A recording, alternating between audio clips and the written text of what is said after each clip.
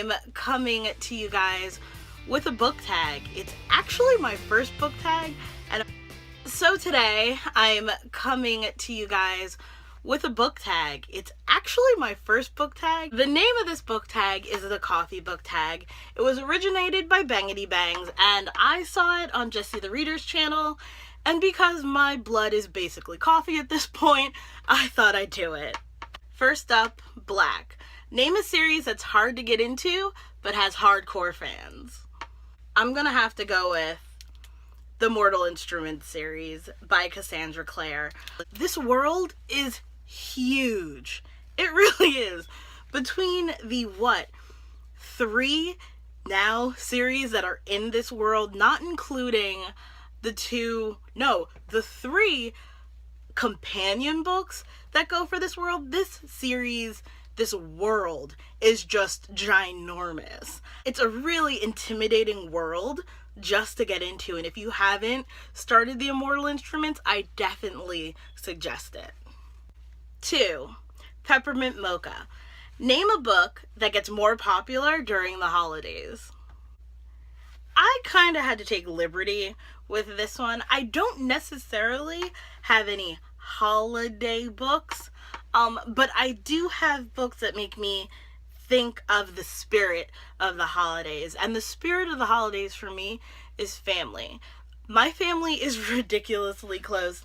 And when I think of books and my family, there is one book that stands out more than any other. And that book is Marvin K. Mooney, Will You Please Go Now by Dr. Seuss. My dad used to read me and my older brother this book when we were kids and did the voices, or the voice, since there's only really one person talking in the book. And he made it so much fun, and he really brought the book alive. My poor father probably had to read this book at least 1,000 times, but in the spirit of the holidays and in the spirit of family, there is no other book that really brings that out for me. Number 3, Hot Chocolate. That's not coffee. What's it doing in this book tag? Anyway, number 3, name your favorite children's book. Corduroy by Don Freeman. The special thing about Corduroy for me is that this was the first book where I saw a character that looked like me.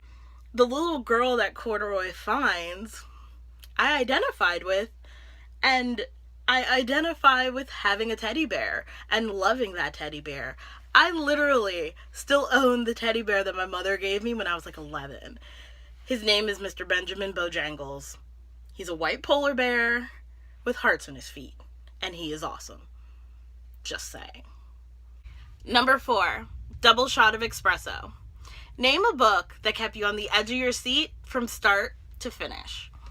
Dorothy Must Die by Danielle Page. This book is probably one of the best Oz World books. It's not a retelling of The Wizard of Oz or a retelling for any of the books in the Oz series. This book is more of a continuation, more of a what happened afterwards. The main character is actually another girl from Kansas who gets swept up in a tornado, and her destiny is to kill Dorothy. Number 5, Starbucks. Name a book that you see everywhere. Thrown a Glass by Sarah J. Maas.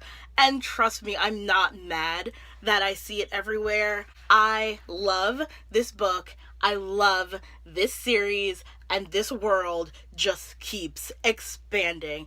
And the fact that the series isn't even done yet, I can't wait for the new one to come out. Number 6, That Hipster Coffee Shop. Give a book by an indie author a shout out. So I totally just added this book to my June TBR, and that book is Get Your Life by Kareem Taylor.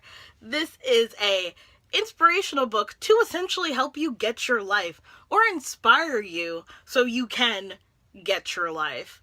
Number 7, oops, I accidentally got decaf. A book you were excited about, but were expecting a little more from. Dead Ever After by Charlene Harris. This is one of the few books on my shelf that I didn't finish.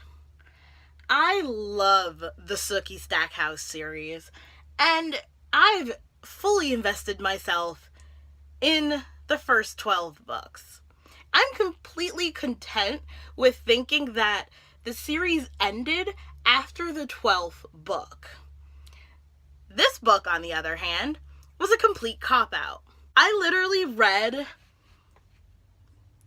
little less than half the book and then said screw it and jumped to the last chapter. I read the last chapter and wanted to drop kick this book.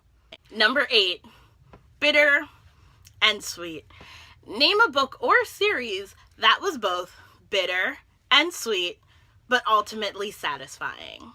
No other book on my shelves fulfills this category more than The Color Purple by Alice Walker. The story of Celie is very bitter in the beginning and just becomes bliss towards the end, leaving this book and leaving you completely and utterly satisfied by the journey of this completely strong and brave woman in a time when women, especially Black women, were treated like almost next to nothing. If you haven't read The Color Purple, I would seriously suggest picking up this book and reading it. You will not regret it. So, that was a coffee book tag. Now, like I said, I did see it from Jesse the Reader's channel, and Jesse added his own 2 bonus questions to the tag. First question is, what is your go-to order at Starbucks? My go-to order at Starbucks really does depend on the season that it is. Now that it's spring, definitely leading into summer, my go-to drink is a venti latte macchiato with soy milk, definitely unsweetened, because I add 3 packs of brown sugar, and I like to let the brown sugar slowly dissolve into it. It is both bitter and sweet, and not to be a complete cornball. No, I'm going to be a complete cornball. Extremely satisfying. And the second question is, have you ever spilled coffee or any other liquid on a book you were reading? The simple answer to that is no, but the honest answer to it is I wasn't drinking it at the time. I was reading or rereading the Harry Potter series, and it was a Saturday morning, and I decided I was gonna read in the bathtub, and I kind of dropped the book in my tub while the tub was draining. Mind you, there was maybe this much water left to drain, but I still dropped the book in the tub, and it got the waves. So, no, I never spilled anything I was drinking on my book, but I spilled my book in my bathtub. So, there you have it. My coffee book tag with 2 shots of extra questions. I'm a cornball. Anyway, if you guys liked this video, give it a big thumbs up. And if you want to follow me or see when I post new videos, click subscribe wherever subscribe is on your device where you're watching this. And like always, thanks for watching, and I'll see you in the next one.